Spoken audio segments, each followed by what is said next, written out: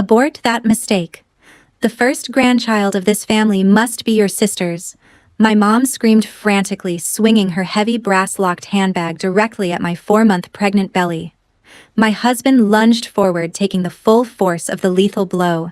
The golden child, Brittany hissed. You're just a ragged secretary. You are nothing. Instead of crying, I gave a cold smirk. I didn't need to send an SOS. My security detail was already moving. Before my father could even scream his next threat, the double oak doors were kicked open and a senior NCIS agent slammed down a classified dossier. Before I reveal the devastating truth in this file, please like this video and comment your location and local time.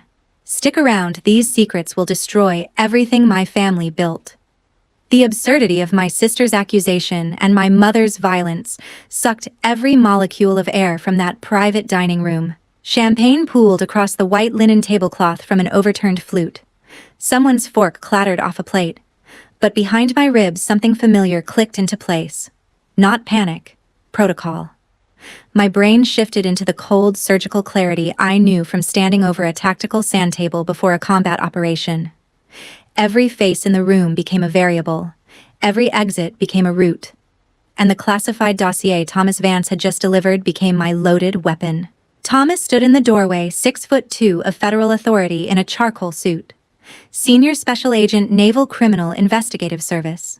He had been operating under my direct authorization for 4 months, building a case file that would end careers and collapse fraudulent empires. He had entered before my father's threats to call my commanding officer even finished leaving his mouth.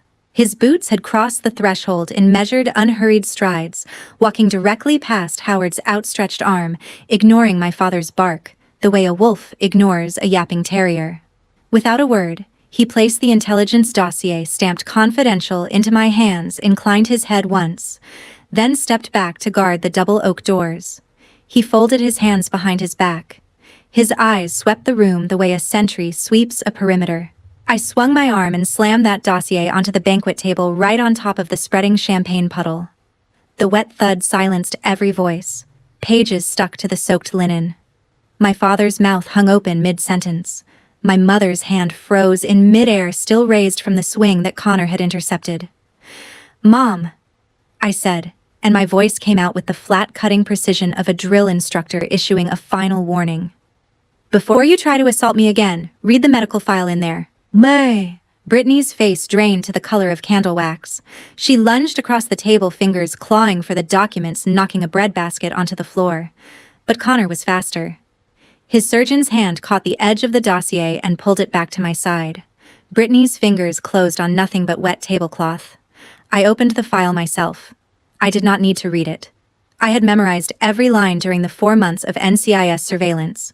But I read it aloud anyway, because every person at that table deserved to hear the truth in my voice, not discover it in silence. Brittany is not infertile. 6 years ago, she voluntarily signed the papers for a tubal ligation at a private clinic because she was afraid of ruining her perfect figure. The IVF treatments, the tearful miscarriages.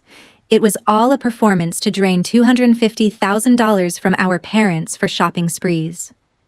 I let each sentence land like a mortar round, silence between each one, letting the shrapnel do its work. My father's jaw went slack. His fingers, still wrapped around his crystal tumbler, went white at the knuckles. I watched my mother's reaction with the trained eye of an intelligence officer reading an interrogation subject. There it was. Not shock. Not confusion. A flinch. The smallest contraction of her pupils, the tiniest shift of her weight to her back foot. The body language of someone caught, not surprised. She already knew. She had known for years. I turned my gaze on her. The temperature between us dropped 30 degrees. "And you knew about it from the beginning. You laundered the money through shell accounts to fund her. That handbag you just used to try to kill your own grandchild was bought with Dad's money." The room held its breath. The catering staff stood frozen near the service door, trays in hand, afraid to move. I waited. A small, irrational part of me, the 15-year-old girl who still lived somewhere behind my ribcage, waited for my father to wake up. For the man who had drilled discipline into his children from birth, to open his eyes and see the rot standing right beside him in a designer dress. He did not wake up. Howard Alvarez's poisonous pride would never allow him to accept that he, the patriarch, had been deceived by his own golden child. He snatched the dossier off the table with both hands and hurled it across the room. Pages scattered, sticking to wet surfaces, fluttering under chairs. His face turned a mottled shade of purple that made the veins in his neck stand out like cables. "You psychotic bitch," he roared, pointing a shaking finger at my face. "You violate our family's privacy. You hire federal thugs to fabricate garbage against your own sister. I swear on my life, I will call your base commander first thing Monday morning and personally strip every rank off your chest. You will lose every scrap of the career you built." My mother nodded behind him, her chin lifting, that familiar smirk crawling back onto her lips, as if the evidence scattered across the floor had never existed. As if 6 years of fraud could be erased by one man's tantrum. I let his tirade crash against me like waves against a seawall. When the last echo of his voice died against the oak-paneled walls, I gave him the kind of smile that makes prosecutors nervous. One nod to Connor. We turned our backs on that table of lies and walked out of the country club with the unhurried pace of victors leaving a battlefield of the enemy's dead. Connor's hand rested on the small of my back. Steady, warm, the hand that steadied scalpels in operating rooms and now steadied me. Behind us, a champagne glass shattered against the wall. My father's aim was as poor as his judgment. On the drive back from the military hospital where the doctors confirmed my baby was safe and unharmed after the attack, my phone detonated. The vibrations were relentless, piling on top of each other with the intensity of a sustained artillery barrage. My Aunt Susan forwarded me a live video. I pressed play, and there was Brittany sitting in the back of Spencer's luxury SUV, mascara streaking down her cheeks in deliberate photogenic lines. She had positioned her phone at a flattering angle because even in crisis, vanity came first. She sobbed to tens of thousands of followers, her voice breaking at precisely rehearsed intervals. The story she told was a masterpiece of fiction. In her version, I, a vicious and jealous female soldier, had attacked her at a family dinner because I could not bear the sight of her brave fight against infertility. She described blows that never happened. She described cruelty that lived only in her imagination, and her audience swallowed every syllable. The comment section became a feeding frenzy. Uncle David typed in all capitals that I should be court-martialed and locked in the brig. Aunt Susan, the same woman who had forwarded me the video, left a public comment calling me a disgrace to the military. Cousin Rebecca wrote a paragraph demanding that I be stripped of my uniform and banned from every family gathering for life. They called me a violent thug, an embarrassment, a stain on the Alvarez legacy. Each comment was a small knife thrown by people who shared my blood, but had never once asked for my side of the story. It got worse. My decoy office voicemail, a number I had set up precisely for situations like this, received a message soaked in venom from Howard himself. His voice cracked with the self-righteous fury of a man who believed his last name alone could bend the entire United States military to his personal will. "I've already called your unit." His voice spat through the speaker laced with venom. "I am mobilizing every connection, every general I know from the club. You're going before a court-martial, Brenda. I will destroy everything you've worked for." He said my name with the kind of contempt most people reserve for criminals. My family had always believed I was a weak pawn, a low-ranking clerk surviving on menial desk work at some forgotten military installation. They were convinced that my entire livelihood depended on Howard's imaginary network of powerful friends. In their minds, I sat in a windowless cubicle filing paperwork for officers who did not know my name. They were blind to who I actually was. I was not a clerk. I was not a file pusher. I was Major Brenda Alvarez, United States Marine Corps, pay grade 04. I held the position of Senior Contracting Officer for Defense Logistics, operating directly under the authority of the Department of Defense at the Pentagon. Every multi-million-dollar contract submitted by private military contractors passed through the vetting system I chaired. I reviewed the bids, I authorized the audits, I signed the approvals or the rejections. And Spencer Hayes, my baby sister's perfect husband, had submitted a bid just 3 weeks earlier for a $3 million military logistics contract to bail out the company that was bleeding money faster than he could borrow it. He had no idea. None of them did. The woman who would sign the death warrant on his business was the same sister-in-law his family was trying to crush beneath their heels. I sat in the passenger seat scrolling through the hate messages with the cold patience of an analyst reviewing battlefield intelligence. Not a single tear, not a single tremor in my fingers. A commander's smirk appeared at the corner of my mouth. I opened my classified DoD-issued laptop logged into the encrypted Department of Defense network, and with a sequence of deliberate keystrokes initiated an emergency financial investigation. Spencer Hayes and his company were now in the crosshairs of federal agents who did not care about last names or country club memberships. The enemy was crawling straight into the barrel of my gun, and I would not hesitate to pull the trigger. The next morning, the doorbell at my apartment building rang like a warning shot fired across a bow. A process server stood in the lobby holding a cream-colored envelope on behalf of Brittany's attorney, a bottom-tier lawyer whose office sat above a pawn shop in a strip mall. The demand inside was blunt. Pay $50,000 in cash within 10 business days, or Brittany would release her fabricated assault video to every national media outlet that would take her call and simultaneously file a formal complaint with my commanding officer. They believed that $50,000 would be enough to crush a poor file clerk who probably lived paycheck to paycheck on a typist's salary. While they were busy drafting shakedown letters, my NCIS intelligence network delivered a report to my secure inbox that shattered every remaining assumption I had about my sister's husband. Spencer's defense contracting company, the one he strutted around calling a technology powerhouse, was a hollow shell. It had no real products, no functional prototypes, no legitimate contracts. The office furniture was leased.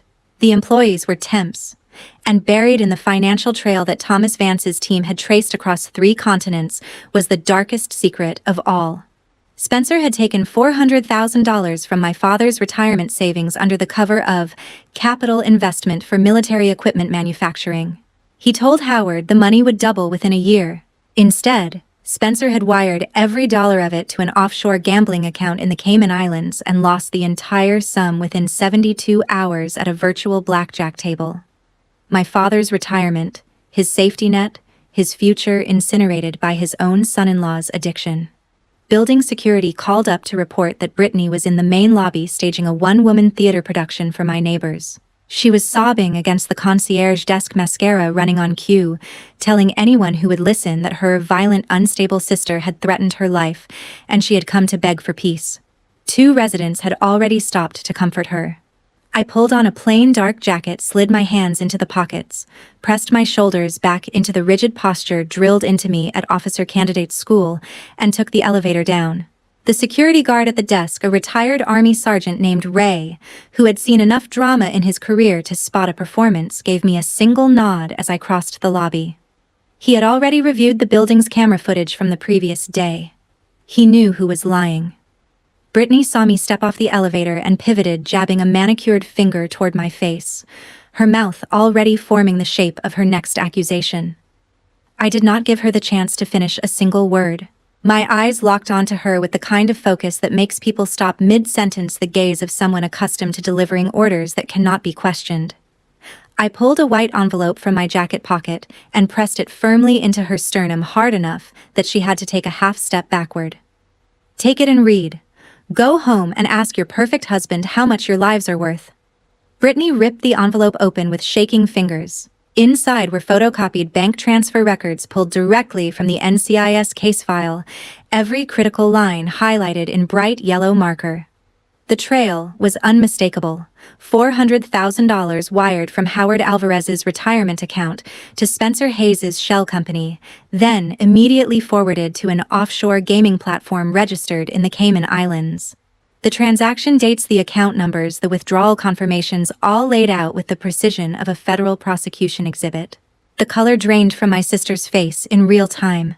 That permanent, arrogant smile, the one she had worn like jewelry since childhood, dissolved. Her lower lip trembled. What replaced it was raw, primal terror, the expression of a person watching the floor collapse beneath their feet. She crushed the papers in her fist, spun on her heels, and ran out of the lobby with the panicked gait of a sewer rat hit by sudden daylight. Her heels clicked a frantic staccato on the marble until she disappeared through the revolving door. Brittany's silence lasted less than 48 hours. Spencer was hemorrhaging cash, desperate to plug the rotting holes in his fraudulent books before the military audit landed on his desk.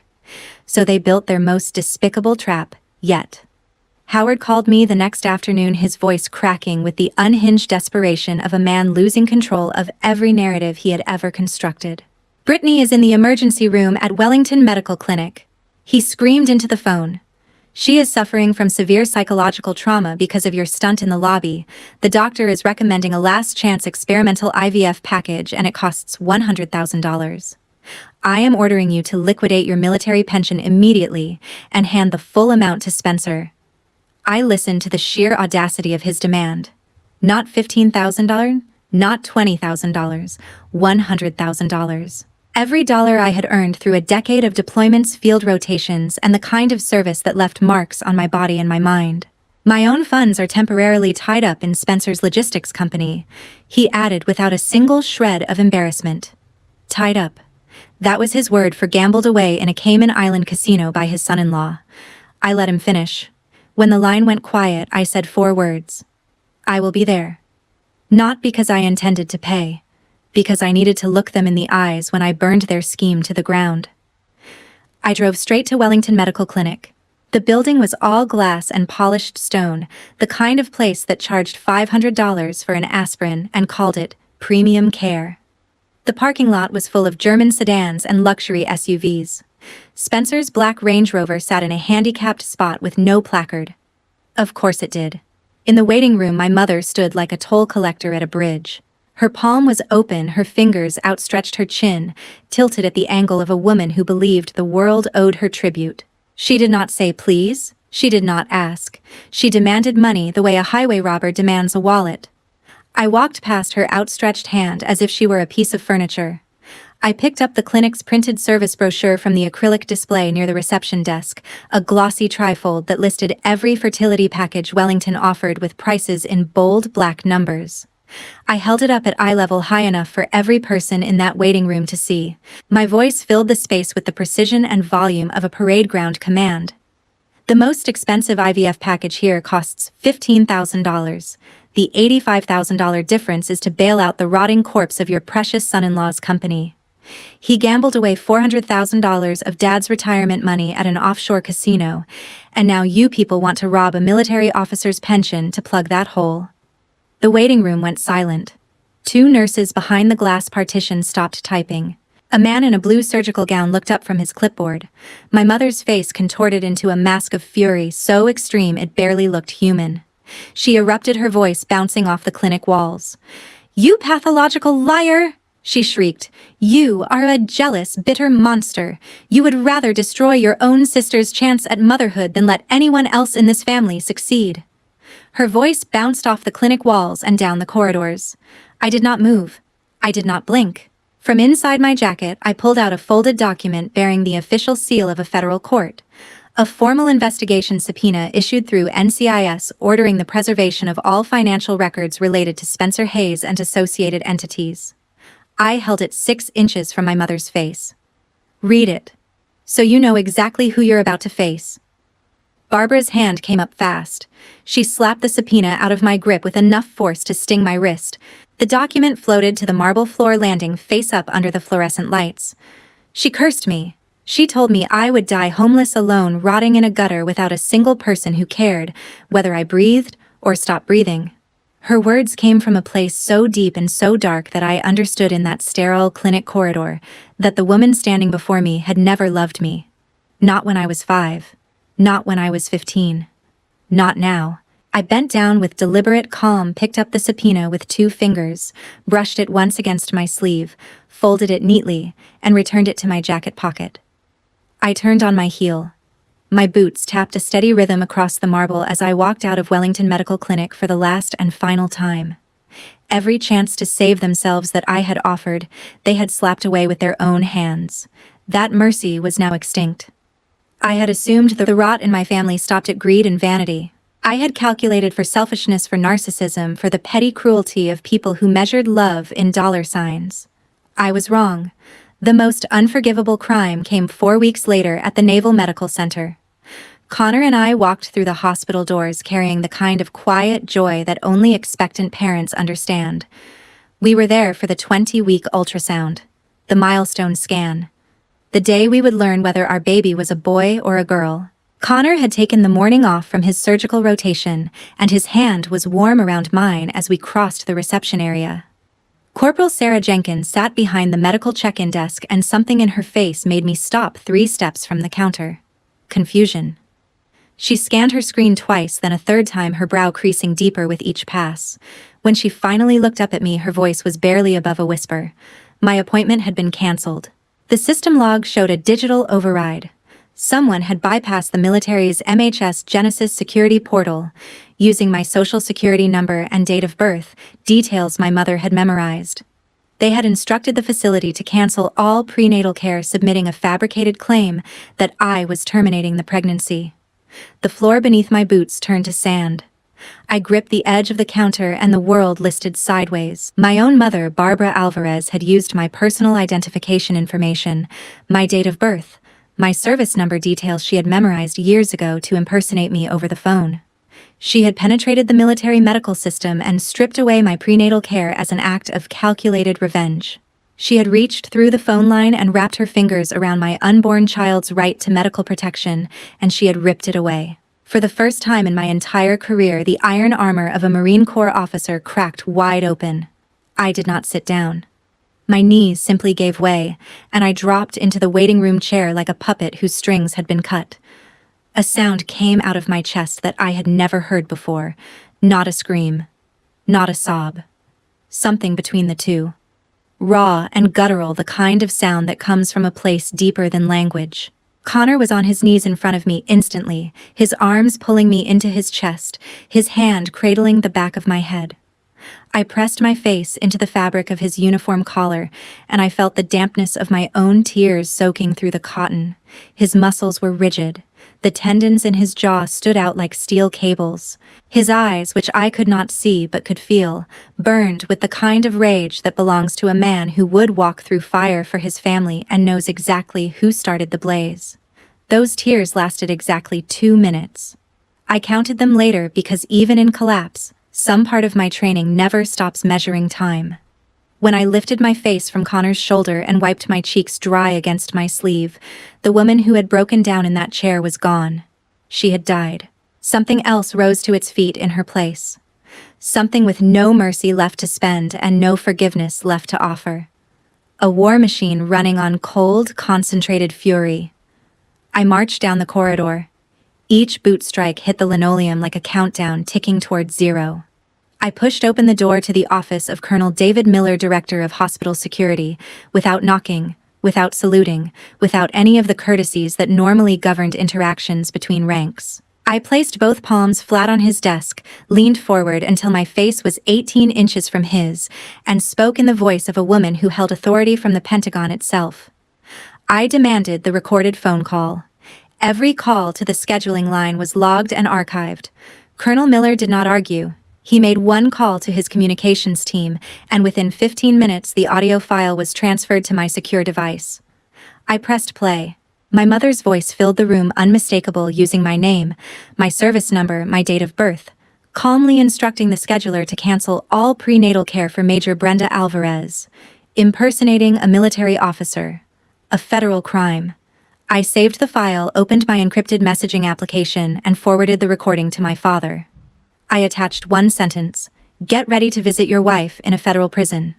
From that second forward, the annihilation would be total and without mercy. If you think my mother crossed the ultimate line by targeting my unborn child, type the word justice in the comments right now.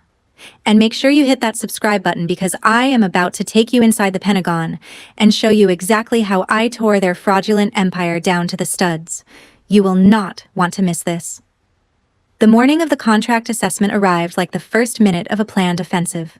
The administrative headquarters of the Department of Defense rose against the sky, all concrete, steel, and institutional gravity. A fortress built to remind every civilian who entered it that the institution they were about to face was larger, older, and more powerful than anything they could buy or bribe. Howard, Barbara, and Spencer walked through the lobby with the kind of confidence that only the profoundly deluded can manufacture. They believed they were there to negotiate a $3 million logistics contract that would resurrect Spencer's dying company and restore the family's crumbling empire. Howard adjusted his silk tie in the lobby mirror. Spencer carried a leather portfolio stuffed with fabricated performance projections and doctored financial statements. Barbara smoothed the lapels of her designer blazer and surveyed the uniformed personnel around her with undisguised contempt. Master Sergeant Elena Rostova, my senior military assistant, met them at the reception desk. Her uniform was pressed to razor-sharp creases, not a single thread out of regulation. Her smile was warm, practiced, and entirely professional. She handed them visitor badges, offered them bottled water, and escorted them through security checkpoints with the attentive grace of a luxury hotel hostess guiding VIPs to their private suite. She led them down corridors lined with portraits of four-star generals and secretaries of defense, past conference rooms where the budgets of nations were decided deeper and deeper into the building. Spencer straightened his posture, absorbing the gravity of the institution like a sponge soaking up borrowed importance. Elena held the elevator door and gestured for them to enter first. She was leading lambs to the slaughter floor and doing it with the hospitality of a five-star concierge. I watched every step from my office, my eyes fixed on the security monitors. 4 screens, 4 camera angles. Howard leaned toward Spencer as they walked and puffed out his chest until the buttons on his blazer strained. Now this is the caliber of the military elite, he declared, his voice perfectly captured by the corridor microphone. He gestured at the walls, at the flags, at the uniformed officers passing in the hallway, as if the building's prestige somehow belonged to him by proximity. Barbara trailed a step behind, her gaze sweeping the corridor with the practiced disdain of a woman who believed herself superior to everyone in uniform. She leaned toward Spencer's ear and murmured loud enough for the microphone to catch every word. If only Brenda had 1/10 of Spencer's brilliance. They were insulting me by name in the building where I held the power to end them 10 seconds before walking into the room where I would do exactly that. A cold smile crossed my face. A smile with no warmth in it at all. I stood from my desk. I adjusted my Service Alpha uniform until every seam was a blade's edge. I checked the alignment of the ribbons and medals on my chest, each one representing a year, a deployment, a sacrifice that none of the people on those monitors could comprehend. I picked up the dossier, the one containing the financial death warrant for Spencer Hayes' company, and felt its weight in my hand. I pushed open the door and stepped into the corridor. My boots hit the floor of the assessment room in a steady, deliberate cadence that made every head turn. Spencer, Howard, and Barbara swiveled in their chairs, their faces still arranged in polite, expectant smiles. The smiles of people who believe they are about to receive good news. The moment their eyes landed on me standing in the full uniform of a United States Marine Corps major, those smiles died. Not slowly. Not with a gradual fade. They collapsed like controlled demolitions. Howard shot to his feet so fast his chair rolled backward and hit the wall. His face darkened from tan to crimson in 2 seconds. He sputtered, his face darkening from tan to crimson. "What the hell are you doing here?" he demanded, his voice cracking. "You are a file clerk. A nobody who gave a low-level typist the audacity to walk into a senior-level meeting." I did not look at him. I did not acknowledge his voice. I walked past all 3 of them straight to the chairman's seat at the head of the long mahogany table and lowered myself into it as if I had been sitting there for years. Because I had. I reached into my breast pocket and pulled out my official Department of Defense identification card.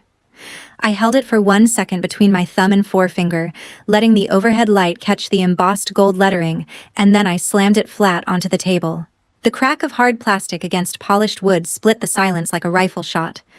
The card sat face up, perfectly readable from every angle. Major Brenda Alvarez, Senior Contracting Officer, Defense Logistics. Spencer's face lost its last trace of color. His body folded. His legs buckled, and he dropped into his chair the way a marionette drops when you cut its strings. The leather portfolio slid from his lap and hit the floor with a dull thud. The man who had stood in this building's lobby mocking my name 5 minutes ago now understood with a clarity that must have felt like ice water poured down his spine, that the survival of his company, his freedom, and his future sat in the hands of the woman his family had been trying to destroy. I turned on the projector without another word. The screen behind me illuminated with the first of 14 slides. Slide 1. Fabricated military technology specifications copied word for word from publicly available defense publications and presented as proprietary innovations. Slide 2. Accounting ledgers so crudely falsified that a first-year auditor would have caught the discrepancies in 10 minutes. Slide 3. Wire transfer records tracing $400,000 from Howard Alvarez's retirement account through Spencer's shell company and into offshore gambling platforms in the Cayman Islands. Each slide hit the room like a body blow. I narrated each one with the flat clinical tone of a prosecutor reading charges. On behalf of the Department of Defense, I formally deny military funding to a fraudulent company. My voice entered the official recording clear and absolute. I did not raise my volume. I did not need to. I turned toward the door and called in Supervisory Special Agent Marcus Thorne from the Defense Criminal Investigative Service (NCIS). He entered the room carrying a stack of federal seizure warrants, his face composed into the blank, mechanical efficiency of a man whose entire career was built around prosecuting criminals who thought they were untouchable. Marcus began the process of sealing every file, every hard drive, every document Spencer had carried into the building. The conference room door burst open a third time. Brittany stormed in, drawn by the sound of her empire crashing down around her.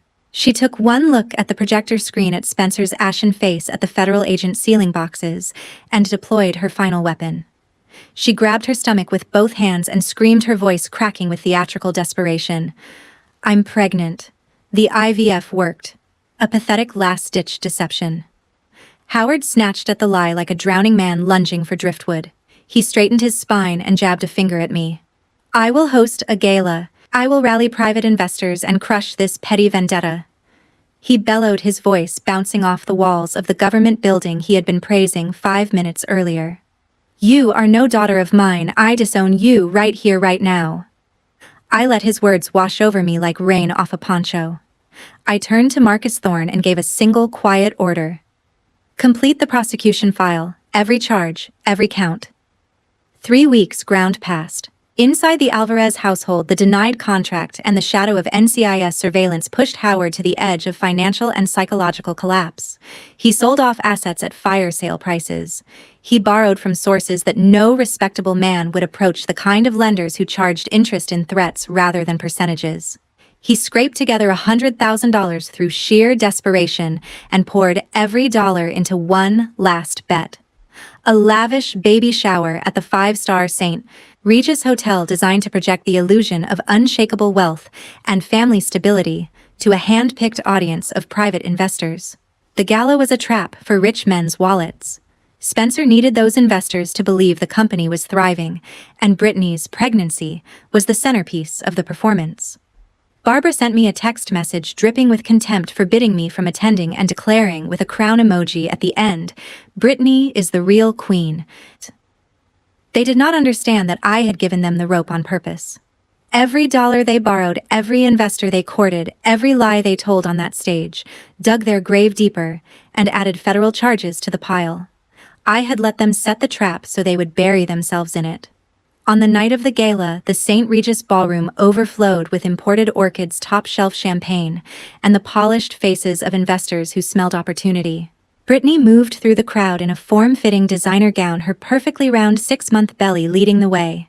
She touched it, constantly smiled at every camera, and accepted congratulations from strangers who had no idea they were admiring a piece of silicone.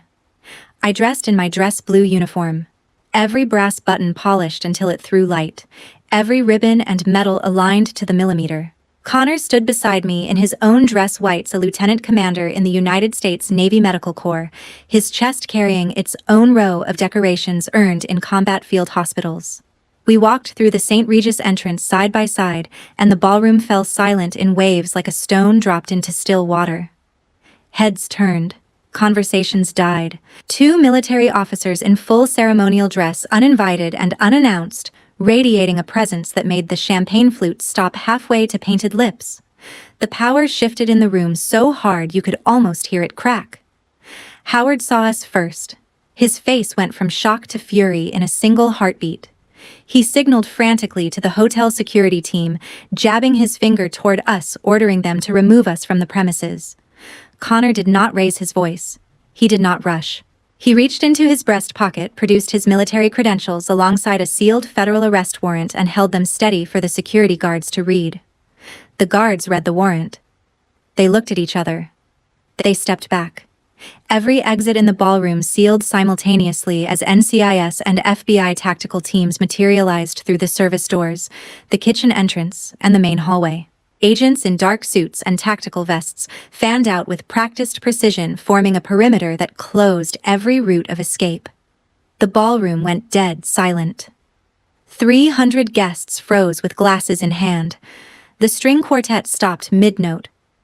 I climbed the 3 steps to the stage, crossed to the microphone stand, and gripped the microphone the way a commanding officer grips a verdict she has been preparing to deliver for years. The massive projection screen behind me flickered to life. The footage was sharp, well-lit, and undeniable. Brittany alone in a medical supply store browsing a rack of silicone prosthetic pregnancy bellies. She selected one, carried it to a fitting room, and emerged with it strapped beneath her blouse, turning sideways in front of a full-length mirror to inspect the profile. She adjusted the straps until the curve looked natural. She smiled at her reflection. She bought it with a credit card. A collective gasp of revulsion swept through the crowd. 300 faces turned toward Brittany, who stood in the center of the room, with her hand still resting on the belly that had just been exposed as a prop. For 2 seconds she did not move. Then she broke. She spun and bolted for the nearest exit, shoving past guests, her heels snagging on the carpet. But Spencer made his final calculation faster than she did. Federal prison was coming for him, and he chose survival over his own wife. He shoved Brittany out of his path with both hands. The force sent her stumbling sideways. Her heel caught the edge of a chair and she crashed to the polished ballroom floor. The seam of her designer gown tore open from hip to knee, and the silicone belly, freed from the ripped fabric, slid out of its harness and landed on the marble floor with a soft, obscene thud that echoed through the silent room. 300 pairs of eyes stared at a flesh-colored lump of medical-grade silicone sitting on the St. Regis marble. Nobody moved. Nobody breathed. The fraud was naked, absolute, and permanent. FBI agents closed the distance to Spencer in 3 strides. They caught him at the service door, drove him face first to the floor, and locked steel handcuffs around his wrists. Defense fraud. Money laundering. Wire fraud. The charges would stack higher than the champagne tower that was still bubbling behind the abandoned stage. Howard Alvarez watched his entire constructed world disintegrate in 90 seconds. His legs gave out. He sank to his knees on the ballroom floor, his expensive suit crumpling around him, his manicured hands pressing flat against the cold marble. He crawled. He actually crawled toward me on his hands and knees in front of 300 witnesses. His hands clasped together in front of him, the same hands that had hurled a classified dossier across a dining room, the same hands that had pounded a table while disowning me in a government building. Now they trembled. "Brenda, sweetheart, please." He sobbed, staring up at me from the marble floor. "Intervene. Use your authority at the Pentagon to make this disappear. Save the mansion. Please spare our name."